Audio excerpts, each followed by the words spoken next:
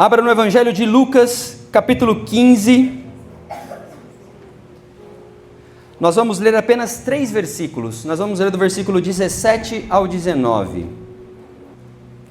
Diz assim a palavra do Senhor: Caindo, porém, em si, disse: Quantos empregados de meu pai têm abundância de pão, e eu aqui pereço de fome? Levantar-me-ei, irei ter com meu pai, e dir-lhe-ei: Pai, pequei contra o céu e diante de ti. Já não sou digno de ser chamado teu filho. Trata-me como um dos teus servos. Amém? Só até aqui. Pode colocar, pode sentar, pega o seu assento. Nós vamos meditar. Muito obrigado, meu irmão. Nós vamos meditar nessa palavra essa noite. Acredito eu que todos os que estamos aqui já ouvimos essa palavra.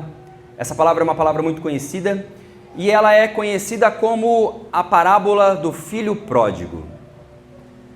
Só que se eu pudesse dar um novo nome para esta pregação, eu diria que essa palavra ela tem mais a ver com o escândalo da graça.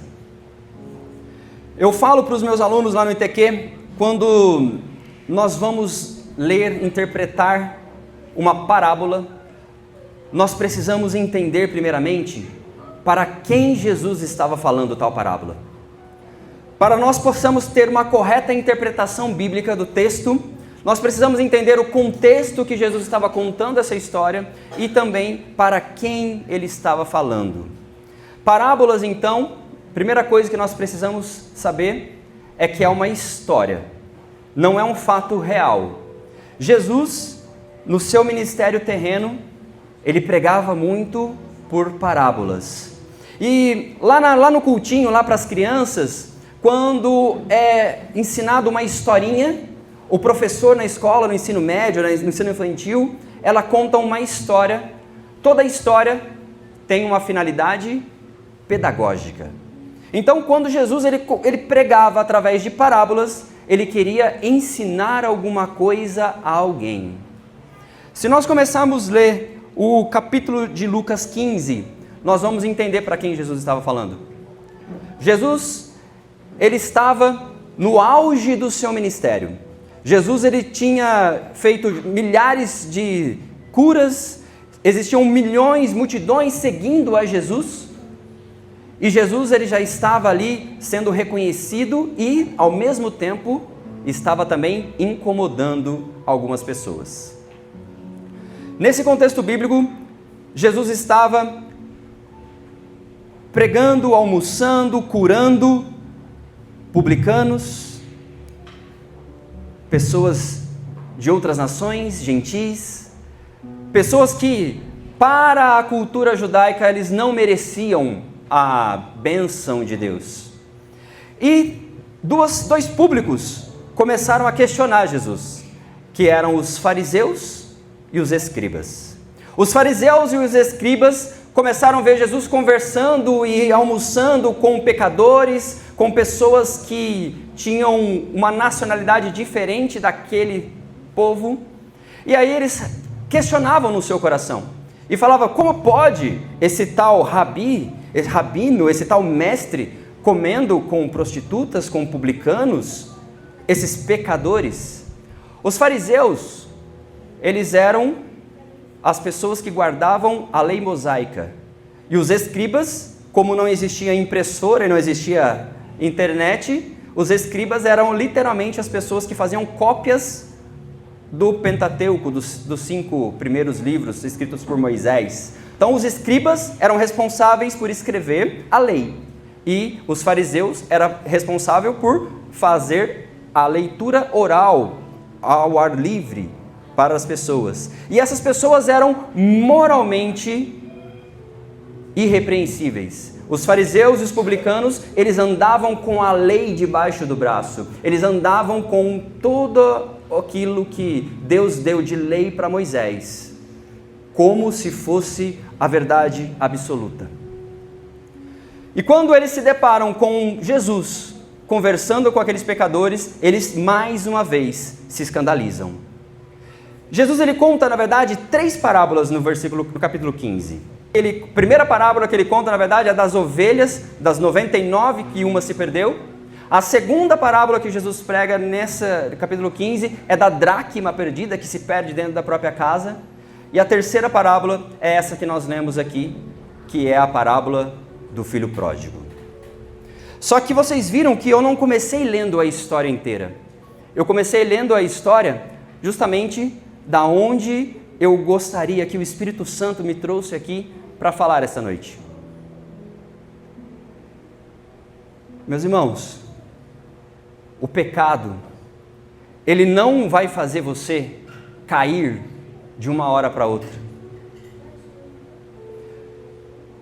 O milagre da salvação, ele acontece quando você toma uma decisão. Nós acabamos de ler aqui no capítulo 17. Caindo, porém, em si, disse: quantos empregados do meu pai têm abundância de pão e eu aqui pereço de fome? O primeiro ponto que eu chamo a atenção aqui é que o filho pródigo, tudo começou quando ele caiu em si. Quando o filho pródigo, ele cai em si, só é possível mediante a graça. Somente a graça que nos é dada através de Cristo Jesus, entregue na cruz do Calvário por mim e por você, é capaz de fazer com que o homem caia em si. E então, converta-se dos seus maus caminhos. O escândalo da graça é porque aqueles fariseus, eles tinham a lei. E a lei, se você fizesse certo 9 coisas e errasse em uma, você era condenado pela lei. Já a graça, ela é dada de graça. É o favor imerecido de Deus. Nós não merecemos essa graça, mas ainda assim, Deus amou o mundo de tal maneira que enviou o seu Filho amado, o seu Filho unigênito, para que todo aquele que nele crê não pereça, mas tenha a vida eterna. E é por esta graça que nós estamos aqui esta noite. É por essa graça que nós acordamos de manhã, levantamos e fazemos as nossas atividades e podemos ir e vir, porque Deus tem nos dado vida. Deus tem nos dado vida em abundância. Deus tem nos dado graça. Só que ninguém começa pecando, se afastando de Deus e pensando no pior. Ninguém fala assim: olha, eu vou acordar cedo hoje e vou encher a cara e beber até cair. Ninguém acorda assim: olha, eu vou pegar o meu carro aqui e sair todo desengonçado da vida e vou bater no primeiro poste. Ninguém começa pecando falando assim: eu vou fumar o meu primeiro baseado e vou virar um dependente químico. Ninguém vai falar assim: eu vou adulterar porque eu quero filho fora do casamento. Ninguém entra na prostituição falando assim: eu quero pegar uma doença sexualmente transmissível. Não é da hora para outra que o pecado, ele gera consequência. Se nós formos ler, o filho pródigo, ele pede para o seu pai: pai, antecipa a minha herança. É como se ele dissesse para o pai: pai, você não tem mais valor para mim em vida. O valor que você tem para mim é apenas o valor material que você pode me dar. Pai, antecipa a minha parte, a minha herança. E aí, no 13, a Bíblia fala que o pai deu a herança para ele. A Bíblia fala aqui no 13, poucos dias depois, o filho mais moço, juntando tudo o que tinha, partiu para um país distante e ali desperdiçou seus bens, vivendo dissolutamente. O moço pegou o dinheiro e alguns dias depois, ele estava com o dinheiro, ele estava com a herança, mas não foi na mesma hora que ele partiu. Nós precisamos entender, meus irmãos, que o pecado, ele vai nos tirando da presença de Deus gradativamente. O pecado ele vai nos deixando mais frios e distantes de Deus aos poucos. Não é no primeiro gole de cerveja que você fica viciado. Não é no primeiro pecado que você pega e já sai e vai preso. Não é no primeiro pecado que você vai lá e já entra com tudo no mundo do pecado. O pecado ele vai te tirando da presença de Deus gradativamente. E aqui no versículo 13, ele fala que daqui a alguns dias ele pegou o dinheiro. E aí sim ele se afastou mais ainda do pai. Ele já tinha dito que para ele o pai não prestava mais para nada, o pai dele já não servia mais em vida. Ele já queria a parte dele em dinheiro. E aí ele se afastou, alguns dias depois, ele se afastou. E quando nós nos afastamos de Deus, o processo de restauração, ele é um processo de quebra de orgulho.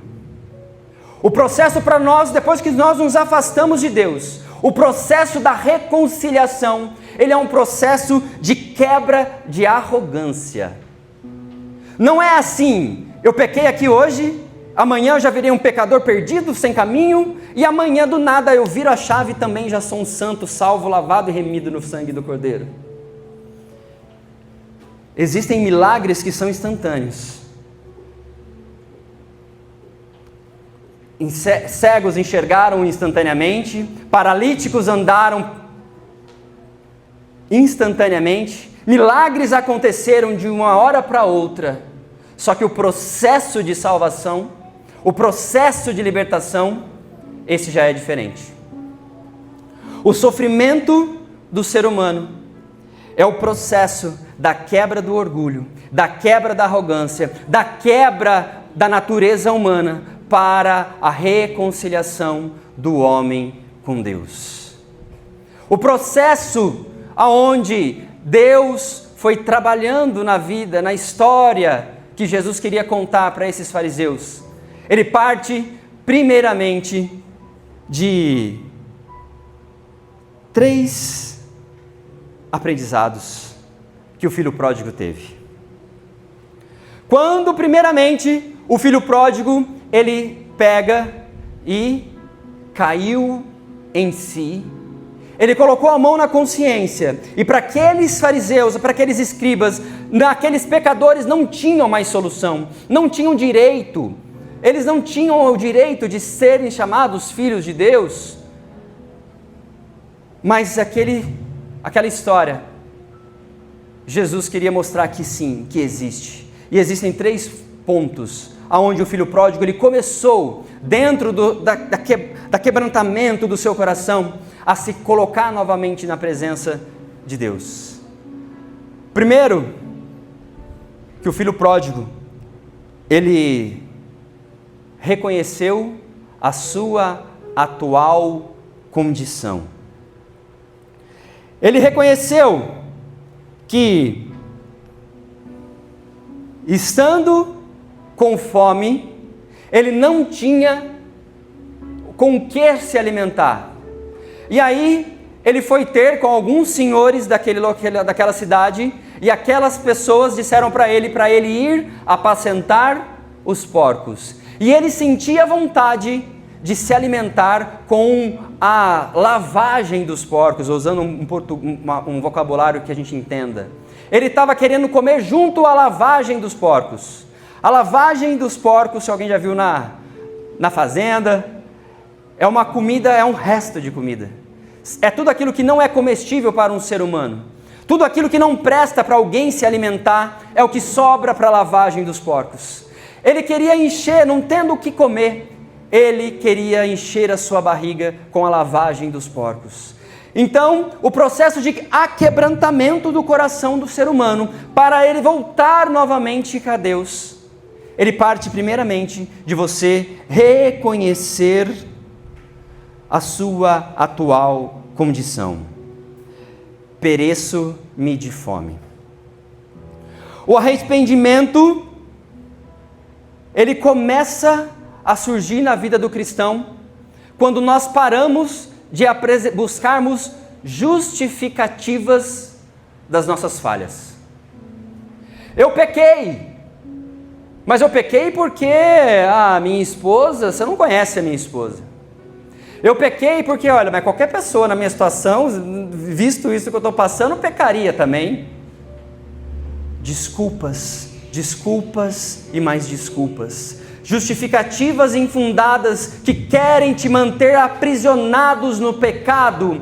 Desculpas e justificativas que querem te manter aprisionados no mundo, fazendo o que desagrada a Deus. Reconheça primeiramente: estou com fome. Reconheça a sua atual condição. Não tenho o que comer, queria comer lavagem porque eu estou tão desesperado. Pare de buscar desculpas em outras pessoas. Pare de buscar desculpas em situações. Pare de colocar a culpa nos outros. Pare. Tenha autorresponsabilidade. Reconheça que você precisa. Reconheça que você precisa de Deus. E aí você vai ter tomado o seu primeiro passo de consciência. Caindo-se em si. Então, primeiro passo para você cair em si. Pare de buscar justificativas para os seus erros. Pare de buscar desculpas para o seu pecado. Pare de buscar desculpas para justificar os seus erros e te manter aprisionado nas coisas deste mundo. A segunda coisa que esse filho pródigo, colocando a mão em consciência, ele fez, foi que você precisa reconhecer o que você havia perdido. Na casa de meu pai, os seus funcionários têm fartura de pão, e ele trabalhando para os outros numa chácara qualquer, cuidando dos porcos, querendo comer a lavagem dos porcos e não podendo. Reconheça a sua condição, pare de buscar justificativas em outras pessoas, em outras coisas. E segundo, reconheça aquilo que você perdeu. Muitas vezes, nós só damos valor naquilo que nós temos quando nós perdemos. Nós só damos valor no nosso casamento quando nós perdemos. Nós só damos valor na nossa saúde quando nós perdemos. Nós só damos valor nos nossos filhos quando nós perdemos. Nós só damos valor quando nós podemos vir na igreja, quando não tem mais uma igreja para a gente ir, quando a gente está enfermo, deitado numa cama de hospital e não podemos vir. Quantos testemunhos eu já ouvi na minha vida, onde pessoas falavam assim: irmão, eu queria tanto vir para a igreja, mas eu estou num leito de enfermidade e não posso vir. Quantas pessoas eu já ouvi dando esse testemunho, que quando estava à beira da morte, o que ela falava para Deus: Deus, restitui a minha vida, que quando o Senhor me voltar à minha saúde, eu vou lá para a tua igreja. Quantas vezes eu já ouvi essa pregação, esse testemunho de algumas pessoas? Não espere você perder a sua salvação, não espere você perder aquilo que Deus te deu, não espere você perder aquele seu carrinho, aquela sua casinha que você diminui tanto, que você coloca como se fosse uma coisa tão insignificante, que na verdade é o que Deus te deu. Não espere você perder aquilo que Deus te deu para você dar valor, porque aquele filho pródigo estava na casa do seu pai, tinha do bom e do melhor, e ele falou: pai, você não presta mais para mim, eu quero viver a minha vida, quero seguir os meus caminhos, quero andar segundo as minhas próprias pernas. E aonde que a sua perna tem te levado, meu irmão? Aonde que a sua vontade tem levado você para almoçar?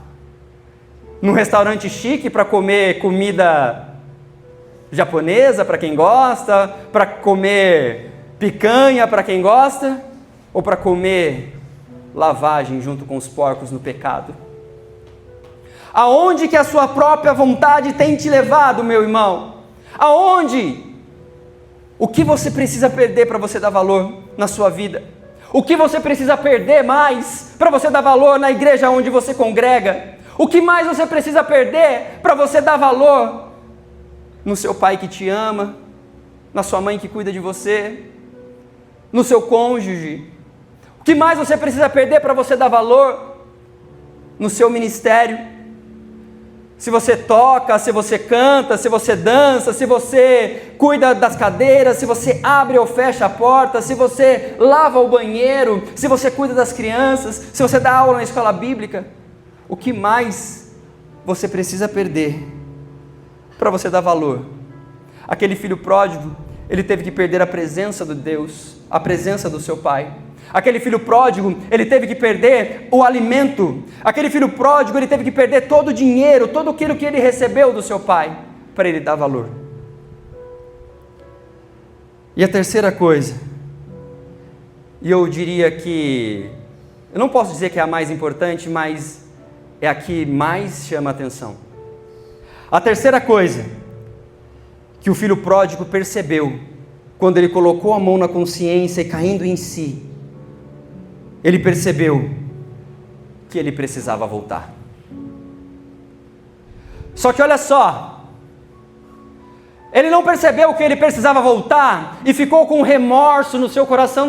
Não, por que eu fui fazer isso? Por que eu fui fazer aquilo? Eu não devia ter feito, ó vida, ó azar.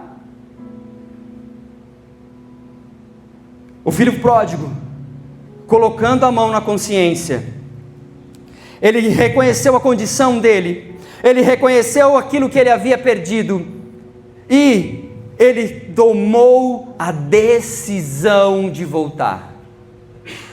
Ele diz assim, no filho pródigo, ele diz assim: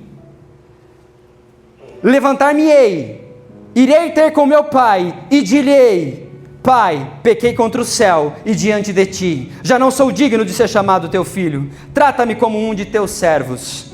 Levantou-se, pois, e foi para o seu pai, no capítulo 20. Levantou-se, pois, e foi para o seu pai. Aqui a terceira situação que ele colocou a mão na sua cabeça, a sua mão na consciência para voltar a si. A terceira coisa que ele fez foi: levantou-se e foi. Arrependimento por emoção não gera salvação. Emoção, não adianta eu fazer você chorar em lágrimas aqui. Eu poderia praticar inúmeras técnicas aqui de oratória, de qualquer coisa. Eu poderia usar inúmeros jargão de crente, jargão de pregador. Eu poderia fazer uma metralhadora de versículos bíblicos chave que faria você pular de alegria. Mas vocês já me conhecem há algum tempo, já sabem que não é meu feitio. Eu poderia fazer a igreja pular de alegria, e vocês sairiam daqui e não iriam levar nada do que eu falei. Vocês iriam chegar amanhã, segunda-feira, no seu trabalho, e a primeira oportunidade de pecar, você iria pecar. Você iria chegar para o seu cônjuge hoje mesmo, na hora de dormir, e não iria sequer dar boa noite para ele. O emocionalismo, a emoção, não gera arrependimento. Você ficar apenas emocionado não gera arrependimento. O arrependimento genuíno, ele requer mudança de atitude. O arrependimento genuíno, ele requer decisão. Não basta sentir a culpa, é preciso agir. O filho, vendo que estava com fome, não tendo do que se alimentar, ele vendo aquilo que ele havia perdido, sabendo que os funcionários do pai dele estavam numa situação melhor do que ele decidiu voltar. Eu vou voltar para o meu pai. Só que ele não ficou apenas em palavras. Ele pegou, tendo um motivo para pecar. Ele estando emocionado, ele não apenas chorou e lamentou, mas ele levantou-se e foi. Você precisa agir.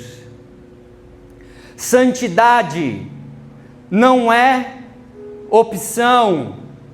Santidade é a ação. Santidade não é dia sim, dia não. Santidade é todo dia. A luta contra a carne, ela é constante. A Bíblia nos diz que a carne milita contra o espírito dia e noite. E entre as duas não há trégua, não há sensação de paz. Se você está no pecado e você não sente mais o incômodo do Espírito Santo de Deus te incomodando que aquilo que você faz não agrada a Deus, eu sinto muito te informar, mas você já está do lado errado. Você já está do lado do pecado, desta guerra. A amizade com o mundo é inimizade com Deus. Não existe ficar de bem com os dois. Não existe ficar em paz com os dois. Não existe vamos fazer uma trégua. Não existe. Isso existe nas guerras que nós estamos vendo por aí, que os países fazem acordos de paz para levar mantimentos, para curar os feridos. Entre a guerra espiritual, entre carne e espírito, não existe trégua, não existe bandeira de paz. Ou você é amigo de Deus, ou você é amigo do mundo. Não existe meio termo, porque seja quente ou seja frio, porque se você for morno, Deus vai te vomitar da presença dEle, Deus vai te expelir da presença dEle. Não existe você brincar de ser crente, não existe você brincar. Eu não sou nem totalmente do mundo e nem santo o suficiente para a igreja. É a pior besteira que eu já ouvi falar nas redes sociais ultimamente. Você colocar a mão na sua consciência, se aquilo que você faz agrada ou desagrada a Deus. Você precisa ter a mesma percepção do filho pródigo, que colocando a mão na sua consciência, entendeu a sua condição, não buscou justificativas. Reconheceu o que havia perdido, dando valor naquilo que ele perdeu. E terceiro, reconhecendo que ele precisava agir e agindo. Não apenas se emocionando, não apenas se chorando, se lamentando, e amanhã continua na mesma, e no outro dia continua na mesma. Não, meus irmãos. Existem pessoas que estão dentro da igreja. Existem pessoas que estão nos seus casamentos, nas suas empresas, nos seus trabalhos, vivendo como mortos-vivos, vivendo como zumbis, vivendo como simplesmente uma casca oca e vazios por dentro. Existem pessoas que estão sorrindo por fora e destruídas por dentro. Existem pessoas que estão vivendo, mas na verdade no modo automático, no modo sobrevivência. O dia passa e a pessoa se dá conta, já está na hora de bater o ponto para ir embora do serviço. Já está na hora de buscar as crianças na escola. Já está na hora de tomar banho, deitar para ir dormir, e daqui a pouco já viu, o dia acabou. Existem pessoas que estão andando sem saber para onde ir. Tem pessoas que estão caminhando, apenas cansando, apenas gastando energia, mas andando em círculos, não saindo do lugar, não vê dinheiro entrar na empresa, não vê o dinheiro entrar na conta bancária, vê o salário caindo e no mesmo dia já sumindo. Tem pessoas que estão andando em círculos, não vê, coloca o casamento, fica bom, fica ruim, fica bom, fica ruim, porque os filhos ficam com saúde e ficam doentes, ficam com saúde e ficam doentes, as coisas ficam bom, fica ruim, o ministério fica bom, fica ruim, fica bom, fica ruim. Existem pessoas que estão andando em círculos há anos, porque não fazem o que precisa fazer, não colocam a mão na consciência e não agem. Antes de voltar para Deus, o ser humano ele precisa acordar espiritualmente. Antes do pai reconhecer aquele seu filho, ele primeiro precisou acordar. Já não sou digno de ser chamado teu filho, trata-me como um dos teus empregados. Levantou-se, pois, e foi para o seu pai, estando ele ainda longe. Olha só, meus irmãos, estando o filho, no capítulo 20, estando ele ainda longe, seu pai o viu, encheu-se de compaixão e correndo, lançou-se ao pescoço e o beijou. Disse-lhe ao filho: Pai, pequei contra o céu e diante de ti, já não sou digno de ser chamado teu filho. Mas o pai disse aos seus servos: Trazei depressa a melhor roupa e vestilha, e ponde-lhe um anel no dedo e alparcas nos pés. Trazei também o bezerro cevado, e matai, comamos e regozijamo-nos, porque este meu filho estava morto e reviveu, tinha perdido-se e foi encontrado, e começaram a regozijar-se. Esse é o amor de Deus que os fariseus não entendiam. Esse é o amor de Deus que o irmão mais velho não conhecia. Esse é o amor de Deus que muitas vezes nós estamos na presença de Deus e não reconhecemos. Achamos que nós não somos dignos da graça de Deus. Achamos que nós não somos dignos de sermos chamados filhos de Deus. Achamos que nós não merecemos, que para nós não temos chance. Esse é o amor de Deus. A Bíblia diz aqui que o pai, vendo o filho de longe, o reconheceu. Jesus, ele jamais vai deixar de reconhecer você. A Bíblia diz que Jesus, ele jamais vai lançar fora aquele quem o Pai o entregou. A Bíblia diz que Jesus tem o nosso nome escrito na palma das mãos dele. A Bíblia diz também que Jesus, naquele dia, ele vai nos dar um nome novo escrito numa pedra branca, que só eu e Jesus vamos saber. O pai, vendo o filho longe, correu. Um patriarca, vestindo aquelas vestes túnicas, para ele correr. Imagina uma irmã com saia para correr, como que ela faz? Ela ergue a saia para poder correr. Você acha que um patriarca, um homem de respeito, primeiro que um patriarca jamais iria dar a herança viva para um filho. Um filho naquela época, se pedisse a herança para o pai, em vida, tomava, era uma boa sova, e perdia na verdade a herança, porque era uma afronta para um homem receber um pedido desse do próprio filho. Segunda coisa que Deus quis confrontar os fariseus, os hipócritas, foi ao dizer que o pai, vendo o filho, correu. Como? Imagina Abraão correndo para ver Isaac. Imagina Jacó correndo para ver o Benjamim. Imagina como que seria. Somente um pai que ama muito o seu filho quebraria os padrões, os dogmas da sociedade para amar, para reconciliar. Somente um pai que ama muito aquele seu filho para perdoar os seus pecados. Não importa o que você tem feito, não importa o que você fez, não importa os seus caminhos errados, Deus está de braços abertos te esperando, e Ele quer te colocar vestes novas, Ele quer te colocar um anel no seu dedo, reconhecendo, selando a sua excelência. Deus quer reconciliar você com Ele, através do nosso Jesus. Deus, Ele tem algo incrível esta noite, porque eu não sei o que você precisa ser restaurado na sua vida. Quando o filho pródigo decidiu voltar, ele não decidiu apenas se reconciliar com seu pai, abrindo mão do pecado. Muitas vezes nós ligamos este versículo apenas à conversão de pecados carnais, pecados que nos conduzem à morte. Nós ligamos esta história do filho pródigo como apenas alguém que se converteu e agora está na presença de Deus.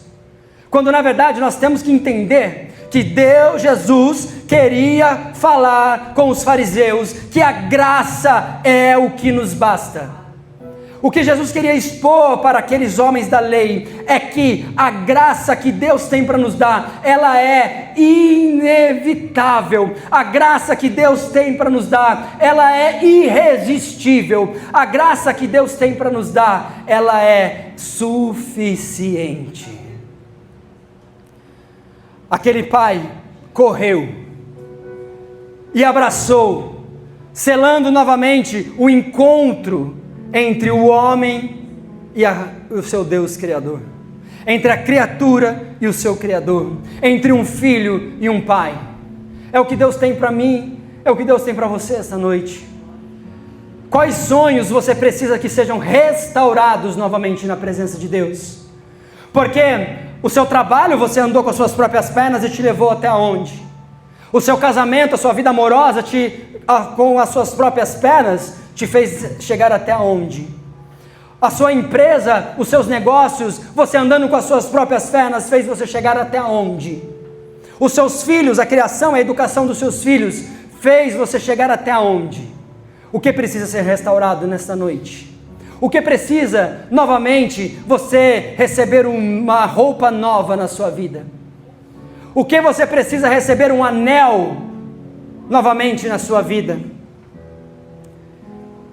O que você precisa, meu irmão, é o que Deus tem para te dar esta noite. Aquilo que parecia impossível para você, é perfeitamente possível a Deus. Aquilo que é impossível ao homem, é possível a Deus. Não há nada que Deus não possa fazer. Não há nada que perca, que saia do controle de Deus. Não há nada que você fala assim, Deus, que não acredito, que nem Deus, até Deus duvidava. Não há nada que você possa fazer que Deus não saiba. Antes mesmo que a minha palavra já chegasse à boca, já era de conhecimento de Deus. O que você precisa restaurar esta noite? O que você precisa novamente ter um abraço de Deus esta noite? O que você verdadeiramente precisa esta noite? Não seja como o filho mais velho, que duvida da graça. Essa graça que escandaliza, essa graça que fala, como pode tal pessoa agora é crente? Mas enchia a cara, bebia, estava na bagunça, roubava, matava, prostituía, fazia tanta coisa errada, agora está aqui na igreja pagando de santinho. Meu irmão, é desses que Deus gosta.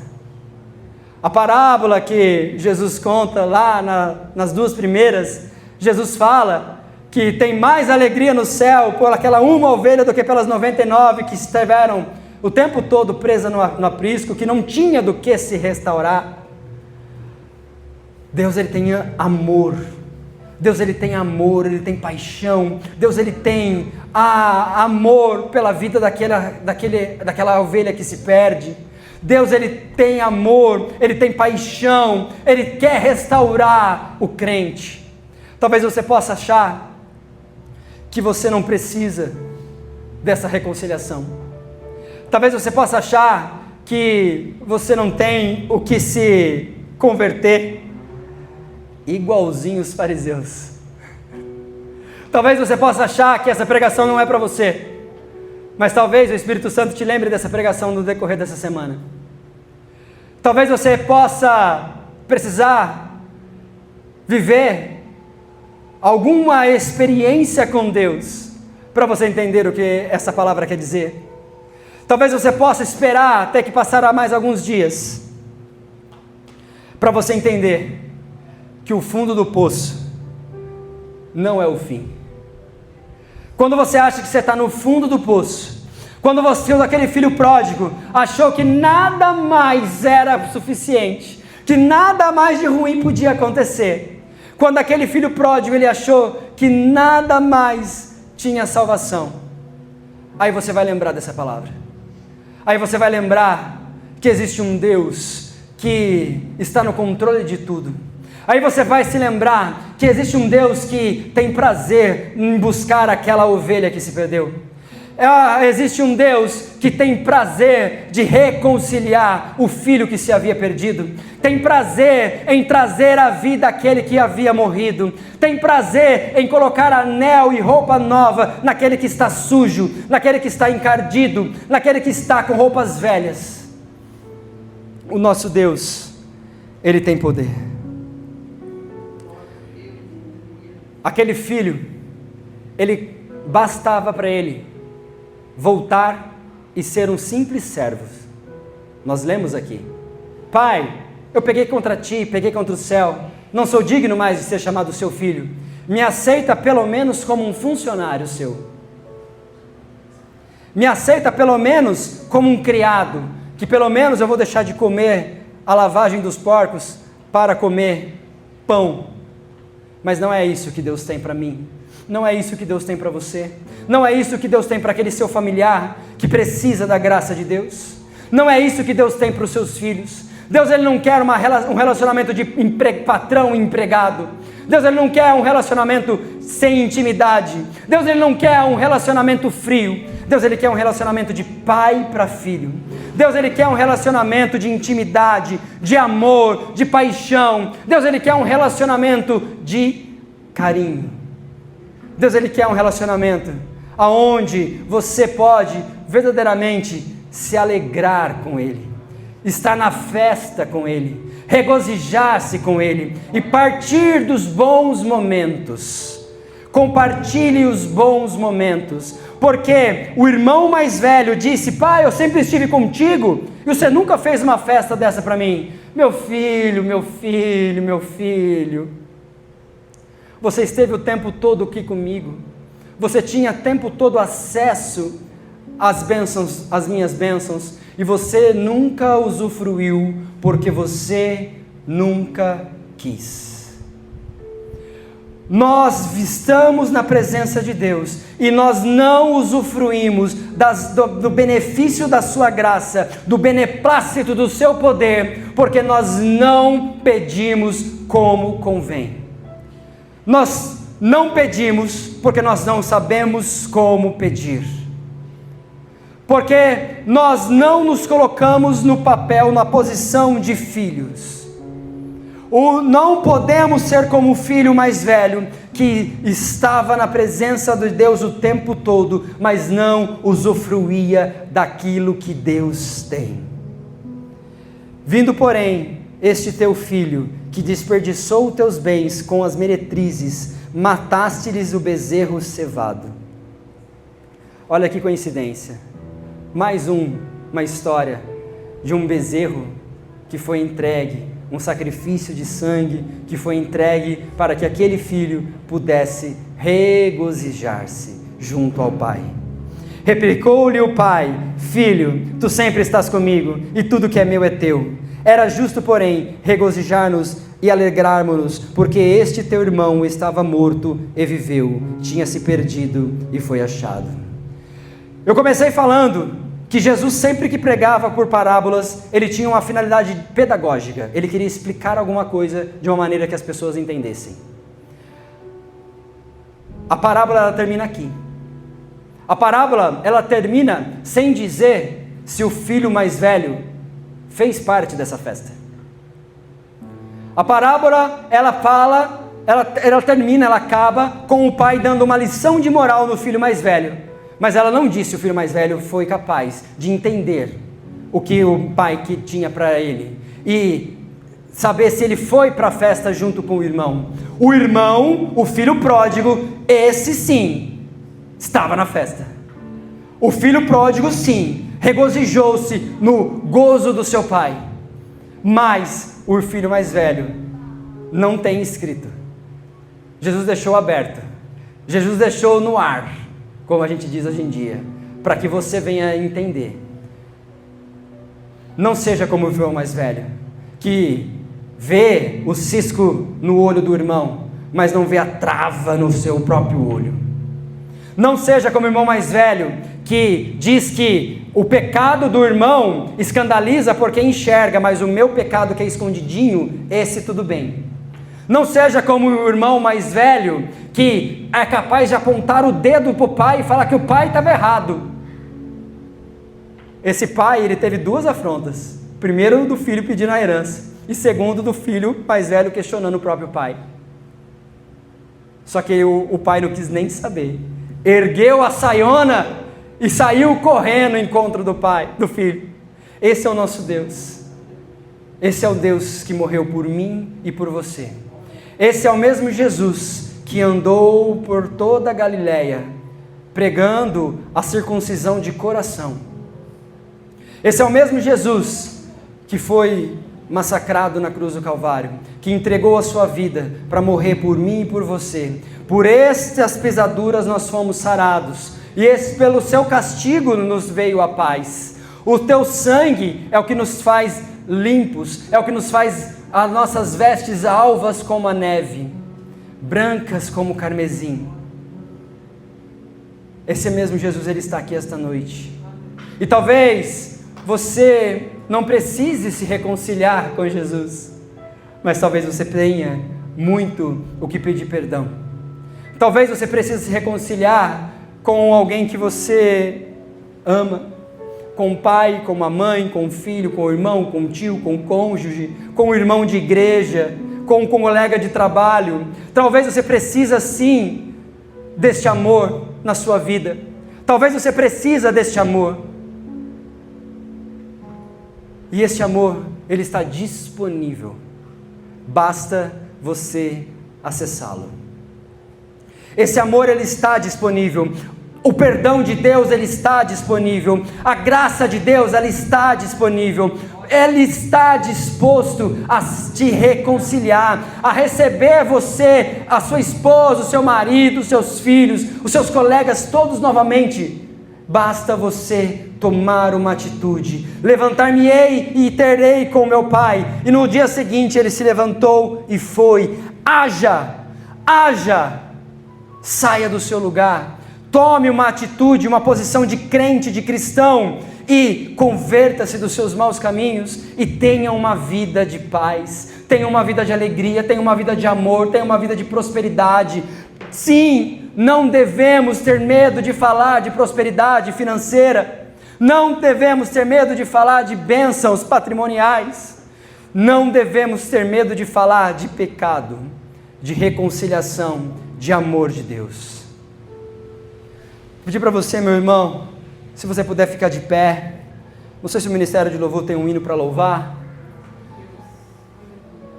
mas que essa palavra venha ter entrado no seu coração, que você tenha uma semana de vitória, que você tenha uma semana cheia do Espírito Santo, que você tenha uma semana onde você possa colocar os frutos do Espírito em evidência, que as pessoas possam olhar para você e ver Cristo refletindo em seu viver, que você possa ter os frutos e os dons do Espírito Santo na sua vida, que você possa viver a boa, perfeita e agradável vontade de Deus, que tudo que você fizer lhe vá bem, que aonde você colocar a planta dos seus pés, Deus tenha te dado por herança, que verdadeiramente tudo aquilo que você fizer prospere, que todos possam olhar para você e dizer: grandes coisas tem feito o Senhor a estes, por isso eles estão alegres. Que as pessoas possam reconhecer Jesus no seu viver. Feche os teus olhos, põe as mãos sobre o seu coração. Eu convido você a louvar, eu convido você a dar liberdade ao Espírito Santo, eu convido você a se entregar na presença dEle. O que você precisa esta noite, Deus tem para te dar. Aleluia, Jesus.